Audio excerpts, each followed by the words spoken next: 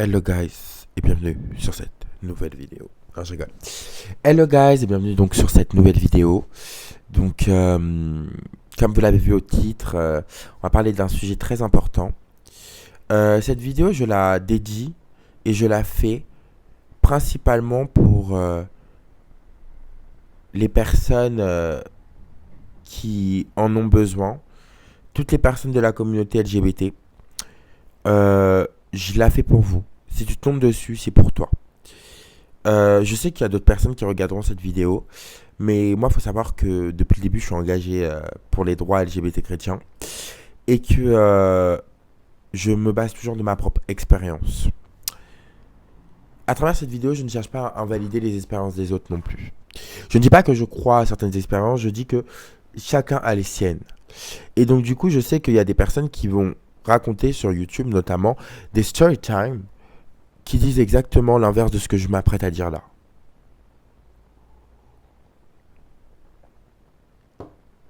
Mais honnêtement, chacun son expérience, chacun sa vérité. On est peut-être tous dans le vrai. Et surtout, on n'a pas la même destinée. Voilà. Par où commencer, je sais pas. Mon intention à travers cette vidéo, c'est que, quoi qu'il arrive, tu ne te sens pas envahi par les pensées des autres. Le sens critique, c'est ce qui nous rend libres. Il y a deux sortes de pensées. Il y a les pensées pensantes et les pensées pensées. Les pensées pensantes sont les pensées qui ne viennent pas de nous, qui sont des choses qu'on a intériorisées de notre extérieur et qu'on a pris pour acquis et qu'on a cru sans vraiment s'être posé la question. Les pensées pensées sont des pensées auxquelles on a réfléchi. Ce sont nos propres créations. Ce sont des pensées qui nous correspondent et qui s'alignent avec qui nous sommes. J'avais la pensée pensante que j'étais possédé. J'ai aujourd'hui la pensée pensée que je suis plus qu'aimé et surtout enfant de Dieu. Mais pour faire le pont entre les deux, j'ai eu à vivre des choses très difficiles, notamment beaucoup d'homophobie dans mon enfance. Beaucoup de peur en fait. J'ai vécu beaucoup la peur, honnêtement. La peur de tout, finalement. La peur d'être agressé, la peur de faire le mal, la peur d'être dans le mauvais, la peur de ne pas être suffisamment, ou la peur d'être trop. Et tout ça, c'était parce que pour moi, c'était pas juste. C'était pas juste que j'ai à vivre tout ça. Et aujourd'hui, je me rends compte que ça faisait partie de ma destinée, dans le sens où, grâce à tout ça, j'ai aussi appris qui je suis, qui est Dieu, qui j'ai envie d'être, ce que j'ai envie de faire, quel message j'ai envie de porter. Et dans le moment présent, c'est ce qui compte pour moi. Pour vous faire court, à force d'avoir été peut-être, je dirais, traumatisé, j'ai enregistré une pensée qui était je suis possédé. Possédé par le mal parce que ma sexualité est mauvaise. Sachant que déjà j'ai aussi une sexualité très active. Donc moi je suis quelqu'un qui a beaucoup de relations sexuelles, etc. Et en plus de ça, euh, je suis quelqu'un qui est très sensible. Donc du coup, à chaque fois qu'on me parle de Dieu, qu'on me parle de, de, de quelque chose, moi je crois toujours les gens. Je sais pas comment expliquer. J'essaie toujours de comprendre pourquoi une personne pense quelque chose. Et c'est peut-être ma plus grande faiblesse, c'est de penser que les gens disent des choses parce qu'ils sont bienveillants. Alors que certains le disent parce qu'ils ont peur aussi. Voilà, c'est dit. Il faut savoir qu'on est dans une société homophobe et que l'homophobie, avant que je vous explique ce que j'ai envie de vous expliquer comment ça prend forme. L'homophobie, ça prend forme quand dans la rue, tu marches et que tu as peur pour ta vie. Tu as peur parce que tu te dis on peut m'agresser à n'importe quel moment pour qui je suis. L'homophobie, ça prend forme quand tu vas dans un endroit religieux pour te recueillir auprès de Dieu, pour être avec des gens qui sont censés être dans une envie d'aimer, et que tu te retrouves en fait avec des gens qui te jugent, qui ne te qui, au-delà de ne pas te comprendre, vont vraiment te définir comme étant le mal en personne et te dire en gros faut que tu te fasses soigner là parce que tu comprends ce que t'es, c'est vraiment pas bon. L'homophobie, ça prend forme également quand dans ton cercle proche, tu ne peux pas te confier. Tu ne peux pas te confier parce que les gens ne sauront même pas t'écouter. Parce que de toute façon, ils minimisent. C'est aussi une forme d'homophobie que de minimiser l'homophobie. Et ça prend forme comme ça. Et ce que c'est que l'homophobie, c'est la peur d'être homosexuel. La peur d'être homosexuel, ce qu'est un homosexuel, ce que représentent les homosexuels dans notre société, c'est des hommes féminins. Donc c'est la peur de la féminité, c'est la peur du rejet aussi. C'est la peur de la condamnation. C'est la peur de la différence. Et c'est la peur d'être confronté à soi. Parce que c'est vrai que quand on est avec une personne qui est différente de nous, on est aussi avec nous-mêmes. On est surtout confronté à soi et à ses propres insécurités.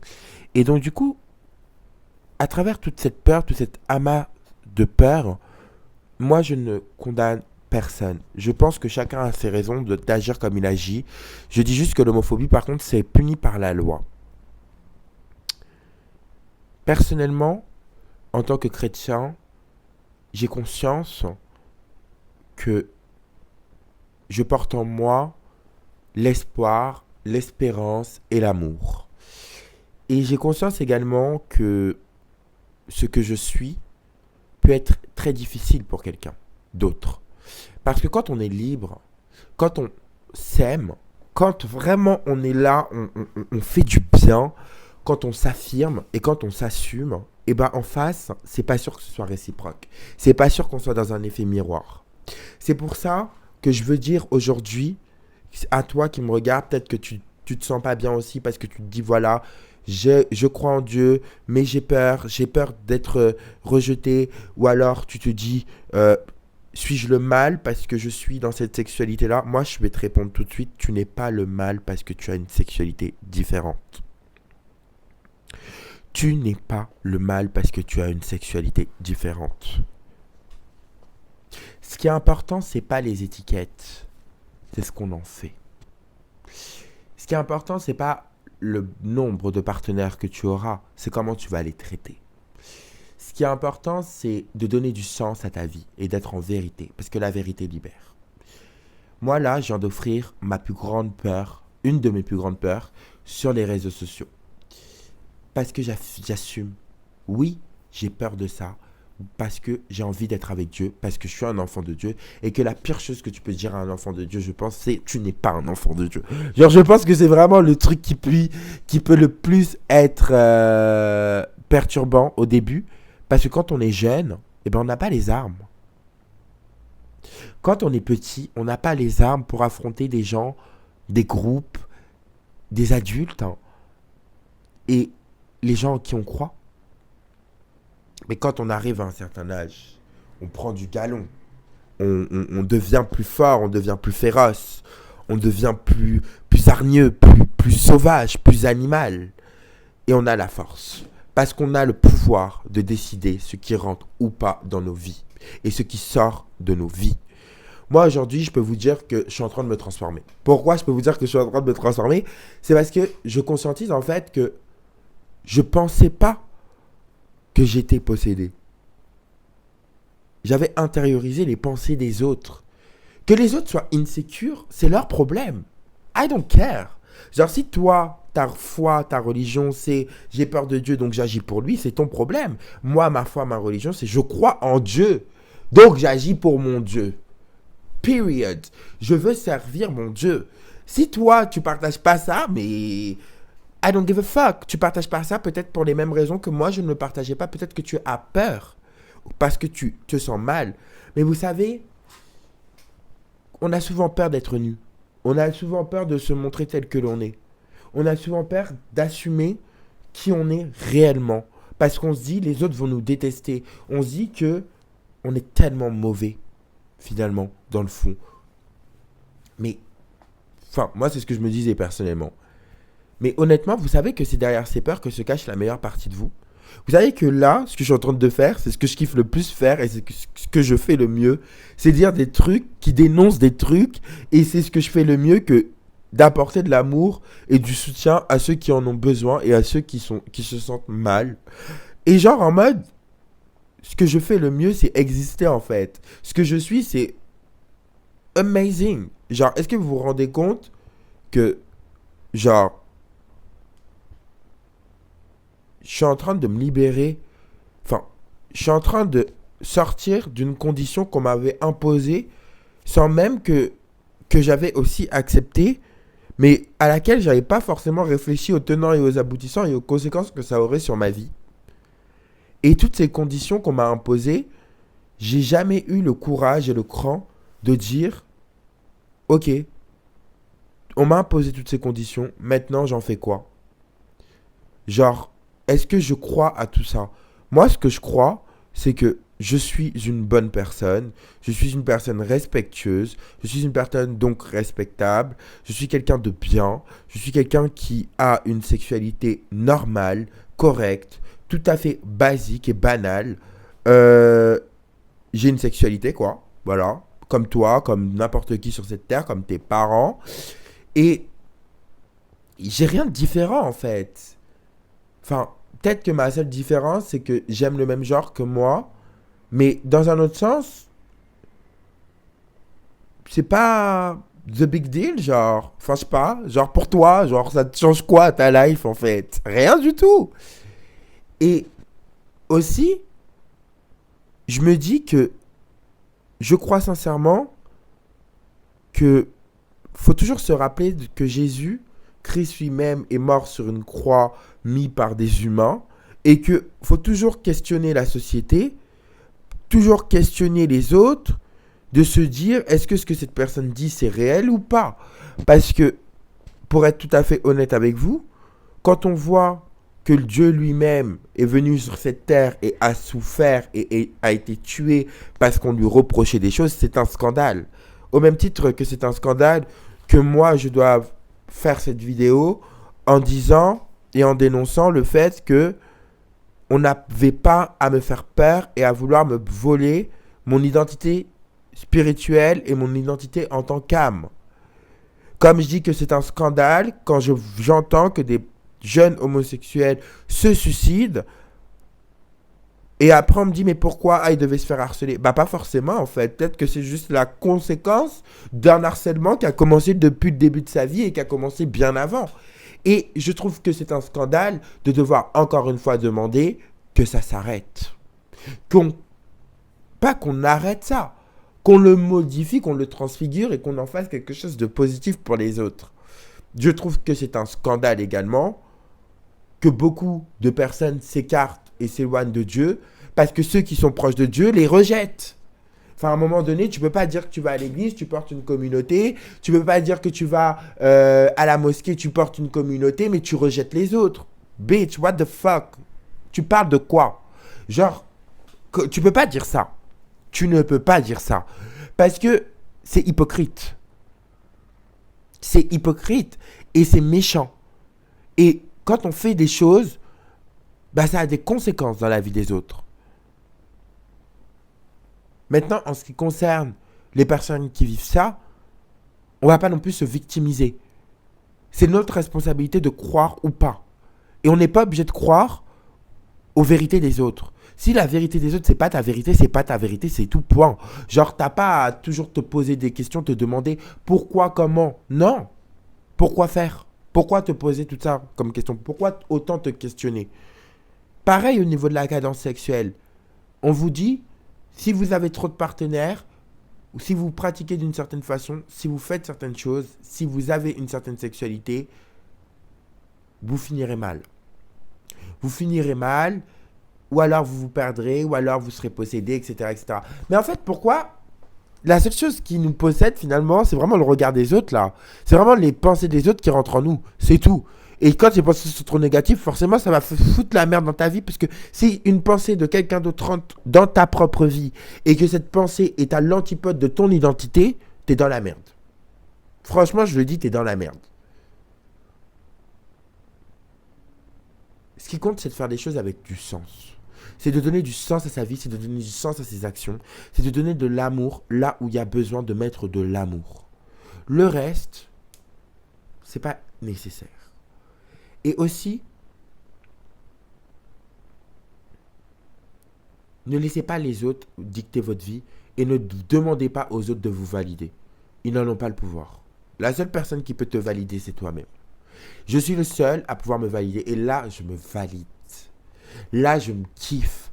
Et là, je suis fier de moi. Et même si ça échauffe un peu mon ego, mais en fait, dans mon ego, il y avait toutes ces pensées-là. Donc, sois bien échauffé.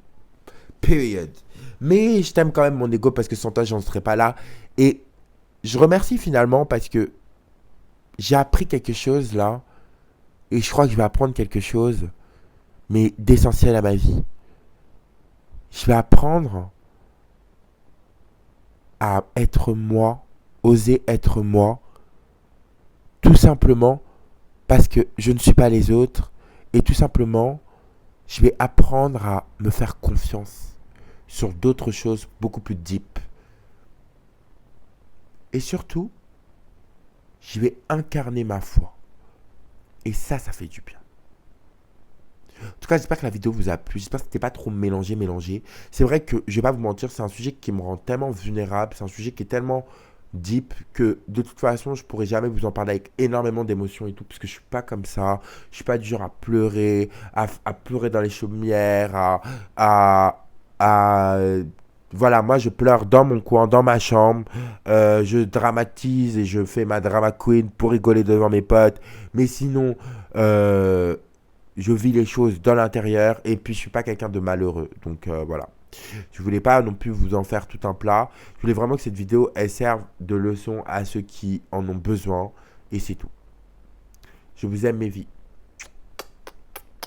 Grand love sur vous et bon courage à tous ceux et celles qui passent par des situations où ils pensent ça. Je sais pas si ça existe ou pas, j'ai oublié de dire ça. Je sais pas si ça existe ou pas la possession. Je pense quand même que d'une certaine mesure, oui. Voilà. Et je pense que quand on est enfant de Dieu, on n'a rien à craindre. Mais rien du tout. Hein. Aucun cheveu, même. Aucun cheveu. Rien. Rien ne sera touché, rien ne sera pris. Vous savez, répétez-vous cette phrase. Je vais finir avec celle-là. Malheur sur malheur pour le juste, mais pas un seul de ses os ne sera touché. Period. Et répétez-vous une autre phrase. Qui regarde vers lui resplendira, et de son visage point de honte. Un pauvre va crier Yahweh, et de toutes ses angoisses, il le délivre. Genre, c'est puissant, c'est sexy. Voilà.